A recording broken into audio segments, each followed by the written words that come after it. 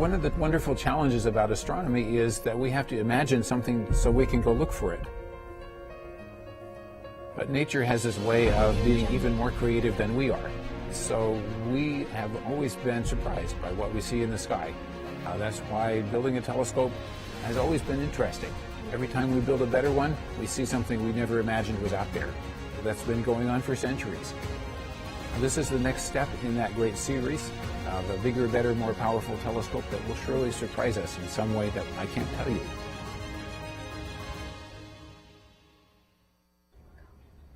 Hello, and welcome to NASA Science Live, an opportunity for you to come behind the scenes and to get to know your space agency. I'm your host, Leslie Garrison, and this show is all about you being able to interact with NASA scientists and subject matter experts to get your questions answered. Visit us on Facebook or Twitter and ask us questions using the hashtag AskNASA, or you can simply leave questions in the comment box wherever you're watching this video. Today, we are going to be talking about a telescope that's like a time machine, the James Webb Space Telescope. It's set to launch into space in the year 2021 and to become the world's most powerful space telescope and complex. It will examine the atmospheres of distant planets and orbit other stars.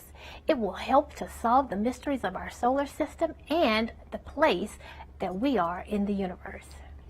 First up, our friend Sophia Roberts is going to take us inside the actual clean room where the telescope is currently being built. She was recently at Northrop Grumman's facility in California and filmed this behind-the-scene video just for you. It's not often that we get to go inside the clean room with our cameras where such a powerful telescope is being built. So sit back and enjoy the first stop on our journey to understand the extremely and truly extraordinary James Webb Space Telescope. All right, so I've got my bunny suit on, which protects the space telescope from me and any particles that may come off of me. So we are at Northrop Grumman's Space Park in Redondo Beach, and we're gonna go see the James Webb Space Telescope. So let's go. Right now, we're in a huge clean room, and like everyone else, we've all got on bunny suits. And this is NASA's James Webb Space Telescope.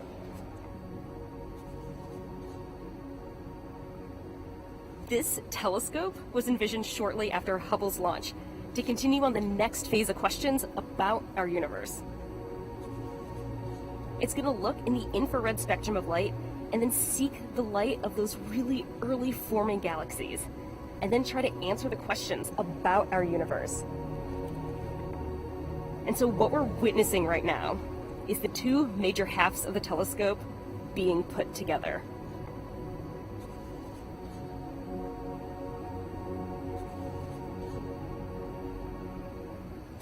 What's really exciting about what's happening right now is that we are in the final stages of construction. So above us, we've got the optical portion of the telescope, which has just been integrated with the other bottom half, the sun shield and the spacecraft bus, which is just below it. But let's continue on. And coming around this side is the most spectacular view of this whole thing, because you can see there are these 18 gold mirrors. They are real gold. And the reason is because gold reflects infrared light the best. Webb is going to try to solve the mysteries of our solar system. It's going to look to worlds around distant stars, and then look at the mysterious structures, and then try to explain the origins of our universe. And no project like this could be done alone. So Webb is an international program. It's led by NASA with its partners, the European Space Agency and the Canadian Space Agency. Thank you so much for taking us inside the clean room, Sophia. I am in awe at just how large and beautiful that telescope really is. Absolutely incredible. So our next stop on this tour of the James Webb Space Telescope brings us back to Northrop Grumman's facility, where NASA Administrator Jim Bridenstine visited the telescope just last week. Let's hear about what it's like to see the fully assembled observatory in real life.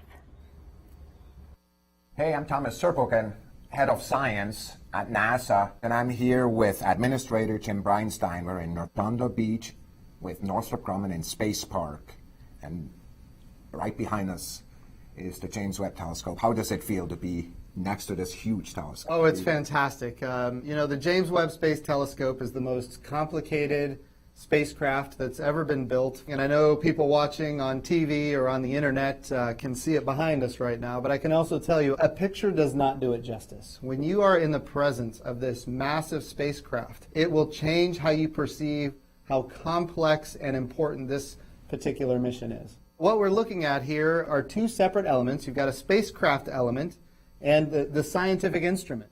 And now they have been put together, both physically and electrically, in a way that was a lot of risk. This is a big day, and I want to say thank you to our partners at Northrop Grumman, but also thank you to all of the countries that have been involved in this. We're talking about 14 different nations that have been involved in producing this magnificent telescope that is really going to transform how we see the universe. You know what's so amazing to me is, as an astrophysicist, is really seeing the first galaxies, the first stars that are right out there at the very beginning of many generations of stars that have created our environment. That's the number one objective out of the gate. Imagine being able to see back in time. This isn't just looking deep into space, we're looking back in time. Another element of that will be focused on exoplanets, planets in the outside of the solar system. How do you feel about those? It's amazing. And when we talk about what gets the American public enthused about space exploration, or in fact humanity at large, it is the idea that we could find life on worlds that are not our own. It's never been done before. And that's really what we're going to be able to do with the James Webb Space Telescope. We're going to be able to see those atmospheres and make assessments. Is there water vapor in the atmosphere? Is there carbon dioxide in the atmosphere? And so I think that's so exciting about what James Webb is going to help us do. Yeah, we know from our Earth, right, that when life came to be, the entire atmosphere changed. Yeah. And really seeing those changes in some of these planets that are out there, it's just going to be such a super discovery. Now, you look at this telescope, it's clear to anybody who stands here, this is complicated. There's a lot of people, thousands in fact, who put their heart and soul into this. This is the most complicated spacecraft that has ever been built in human history. Hundreds of moving parts that all have to work, which is why mission success is the number one priority. We have to get all of these moving parts working correctly. This spacecraft is going to be 1 million miles from Earth, on the other side of the moon, as a matter of fact. So what that means is we're not going to have access to it once it's there.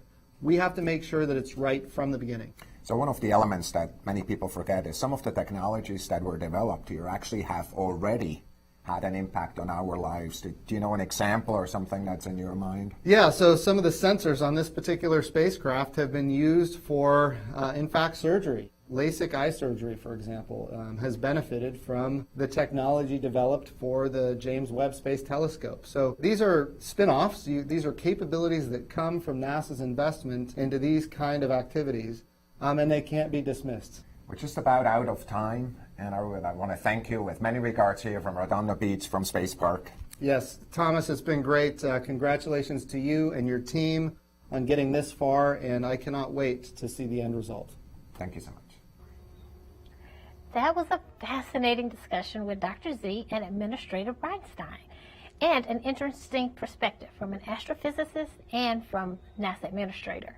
So, welcome back to the studio. I'm joined here with a NASA scientist, Amber, from NASA Goddard, and an engineer, Keith, who's also here at NASA Goddard, who's going to tell us more about the amazing telescope that's being described as a time machine. But before I dive into the challenging questions, I have a personal question to ask. So, Keith, Amber, while the telescope was actually here at Goddard, did you actually have the opportunity to go inside the clean room, just as Sophia did, and actually worked with or work on, touch the actual telescope? Well, no touching for the most part.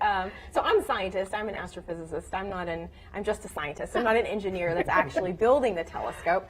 But I have had the chance to go inside the clean room, and it was incredible. I mean, it's so hard to describe how big and how beautiful this telescope is. And so I have had a couple of chances to put the bunny suit on and go inside and get up close, and it's spectacular.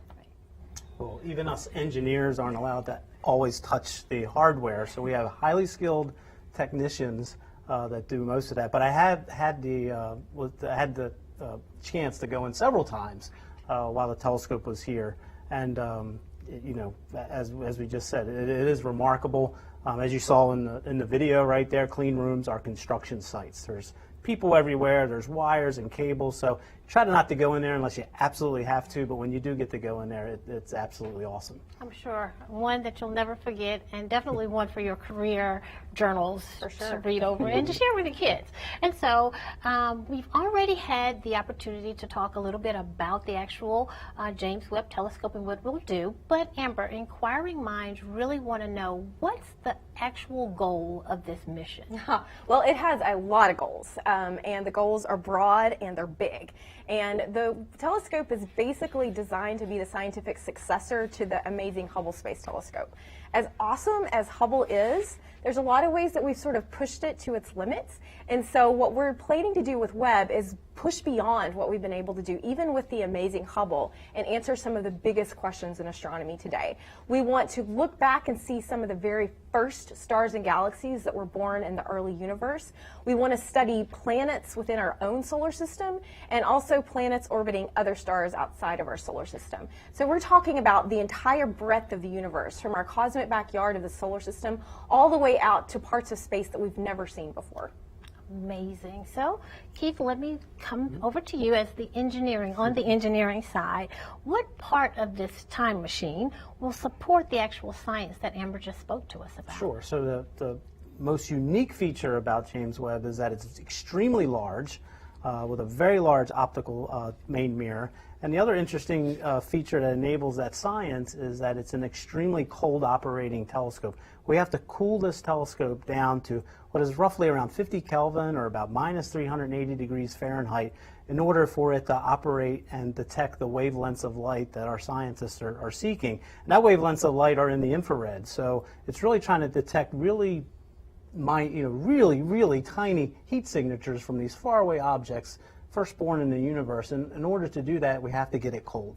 So when it's cold, it does not see the heat from itself. So that's the two big things. It's large and it's cold. It's large and it's cold, great. So, you know, I'm always astonished at the science and the engineering of NASA missions. There's nothing like it.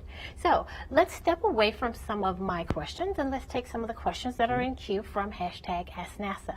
So, Doug Curie on Twitter asks, what molecules might the James Webb Telescope be able to detect on its journey, and how clearly could that indicate life otherwise?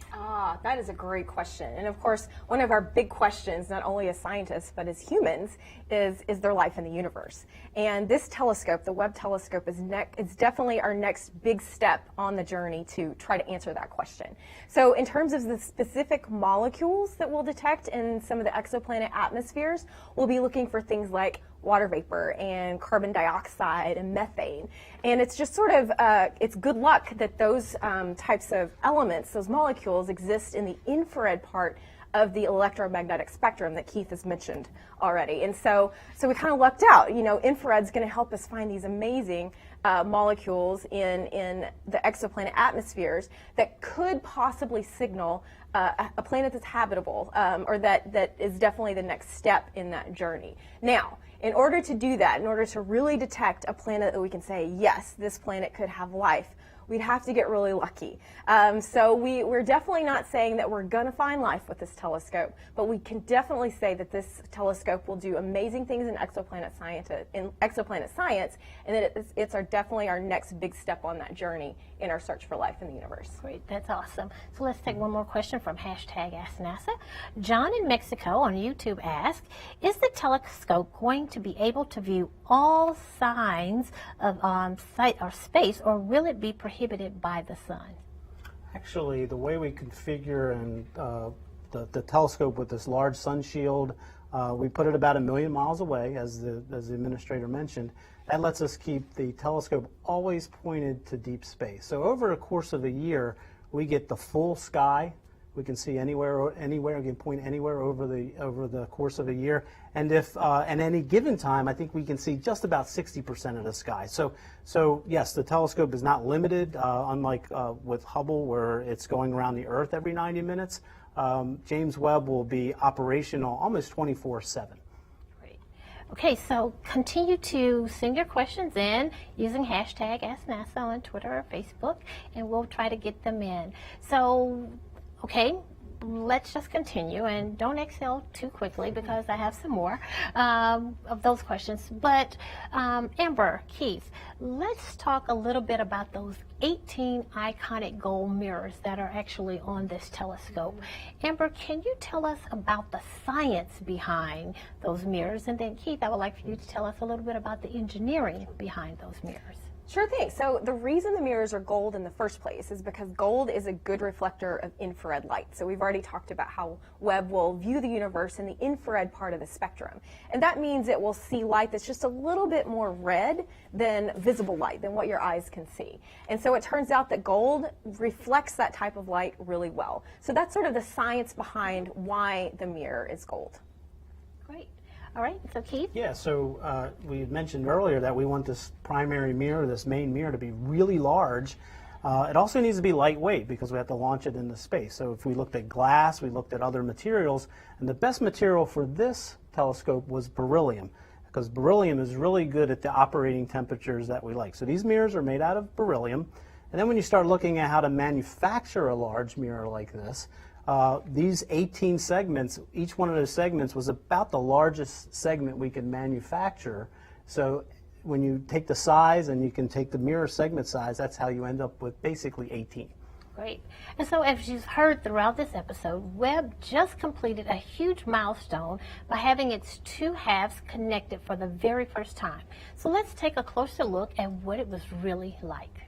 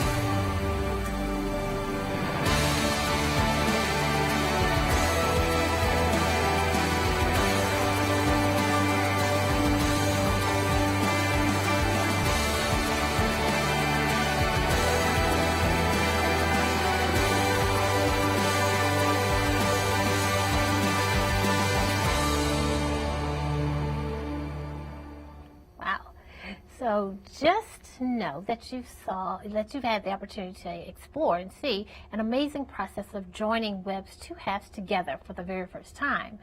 As we've learned today, Webb is an extremely complex telescope, and it is being built to answer some of our biggest questions about the universe. As a result, engineers had to find a way to actually fold up the Webb so that it could fit inside a rocket for launch. But once it is in space, it will bloom into a full-size observatory. And Keith is currently at our hyperwall, and he's going to explain the beautiful transformation that Webb will undergo once it's in space. Keith, take it away. Thank you, Leslie. Well, I'm really excited to show this short video of exactly how that all happens. So we launch on an Ariane 5 rocket out of the French Guiana spaceport in South America. And it takes us about 25 minutes to get to orbit. And you can see the very first thing we do is we deploy our solar array. This is pretty typical of most spacecraft. We need to get that solar array out in order to start providing power. Up until this point, we've been on batteries, so it's very important. So that's the first thing we do is we put that solar array out. And as you can see, we're actually condensing this quite a bit. We're 20 hours into the mission here, and down here you can see the scale and how fast we're moving over that one-day period. So we do a mid-course correction where we actually fire our onboard propulsion system to correct any of the trajectory areas that Ariane may have provided, but they're going to put us right on target. Now you can see the real fun stuff starting right here. We start deploying our sun shield. So we have these 5 layers of our sun shield, and each one of all those 5 layers are supported during launch in what we call our pallets. these pallets assemblies actually hold and secure them for launch. And you can see that's the first thing that we put down. Much like a tray table on an airplane, that's how they fold down. You'll see our telescope extending up. We want to get this telescope away from the spacecraft, because remember, this spacecraft is cold and our spacecraft is warm, so we want to separate it. After we roll up some covers that protect those 5 membranes during launch, then we'll actually start deploying out the 5 layers. Now, these 5 layers are fan folded up together, and we use something called a telescoping mid-boom, which is a lot like a selfie stick. We extend that out, and it actually drags all that material out. So we do that on each side, and the video is stopped right here because when we talked about those cryogenic temperatures that we want this telescope very cold, this kind of gives you orientation. We have the sun coming in down here, so it's always providing power. This sun shield separates that telescope from that sun, and this 5-layer assembly, you can start it back up now. You can see that we tension this up, all 5 layers, to create separation between them. And it's this separation that allows all that heat from the sun to escape before it reaches the telescope. We deploy something called a NAF flap, which helps us balance solar pressure. And then the last thing we do, once we get that sun shield out, we do start up some electronics, but the big deployment here is our secondary mirror for our telescope that's been stowed up. It sits on a tripod assembly. And we have those 18 mirror segments, but we fold 6 of them back. It's almost like a drop leaf table. So we unfold 3 of those, they fold forward. And then the last thing we do is we fold the other 3 forward like that. So as you can see, 29 days, I just covered in about 3 minutes. So I'm very excited to take some questions that on anything about James Webb. Back to you, Leslie. Thank you. That's quite a dance that Webb has to perform as it travels 1 million miles from Earth, 30 days, full deployment. So thanks for walking us through that, Keith. Okay, well, Amber, it looks like Keith has really piqued the curiosity of our viewers, and we have a lot of questions in queue, so let's take them. All right, so Katie on Facebook asks, how does Webb get to its final destination, and how does it stop in a specific spot? Okay, so like I mentioned there, we launch on an Ariane 5, and that Ariane 5 puts us on a trajectory straight out about 1 million miles away. So that's 4 times the distance of the moon, and it's opposite the sun. So we're on that trajectory about 1 million miles away. And actually, it's almost like going up a hill. We start out very fast, and as we get further and further from the Earth, we actually start slowing down. And what we want to do is we want to put just enough energy in the James Webb as it leaves the Earth so that it stops right at that L2 point, or the 1 million mile away from Earth point. And then we actually don't sit at a point 1 million miles away. We actually go into an orbit that's actually an orbit around the sun, but the Earth actually drags us a little bit. That keeps that alignment between the sun and the Earth and James Webb. Wow, that is amazing. So let's take another question. Ryoba on YouTube asks, is the James Webb Space Telescope going to focus on black holes? Oh, yeah. So black holes are one of these amazing, mysterious things in the universe. There's a lot about them we don't understand. But we will absolutely be learning lots of new things about black holes with James Webb. So one of the primary science focuses of Webb is to study and learn more about how galaxies change over time. So if you look at galaxies in the very early universe, they look very, very different than the galaxies we see today in the nearby present-day universe. And so understanding how that change takes place over time is one of Webb's key goals. And we know that black holes play a major part in how galaxies change over time, because every giant galaxy that we know of has a huge black hole at the center, but we have no idea how they got that big. And one of Webb's key sort of questions that we want to answer is, how do black holes get so big? Wow, fascinating. Go NASA. So we've learned a lot about this telescope that's like a time machine, but I'm really interested to hear about what's going to happen between now and the actual time that it will launch in 2021. So we know that the two halves have been connected, but Keith and Amber, can you actually take a step-by-step timeline? What's going to happen from now until 2021 liftoff? So as you saw in the video, we just put the two halves together. So we're really excited that we have a full observatory.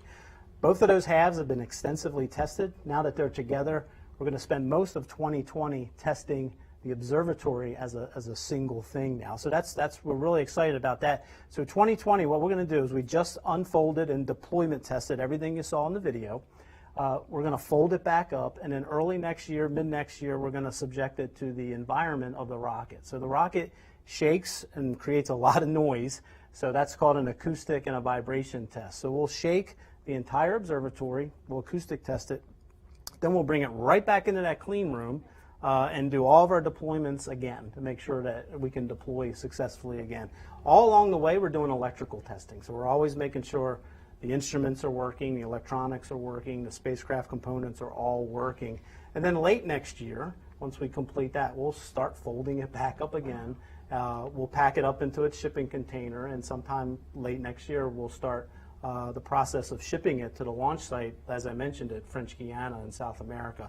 And we actually do that transport via a ship that'll leave Los Angeles and then arrive down there. So that'll be early 2021. Great. And so several times you mentioned testing and retesting. And so when we are talking to students about the NASA engineering design process that we feature in NASA's Best, we actually talk about how often we have to test the products, because once it's launched, there's no calling it back and saying, hey, bring it back, we have to do that over again. So that's really important. But we have some questions still in NASA hashtag, Ask NASA, and I would like to jump to just quite one or two if we have time.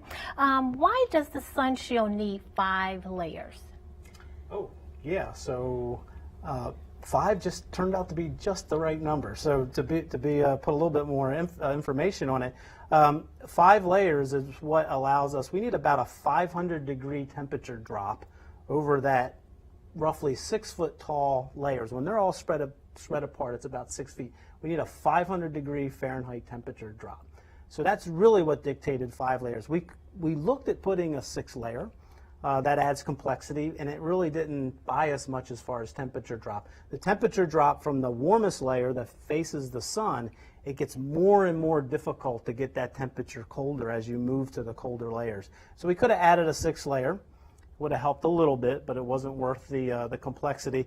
But 4 layers wasn't enough. So these studies were done a long, long time ago.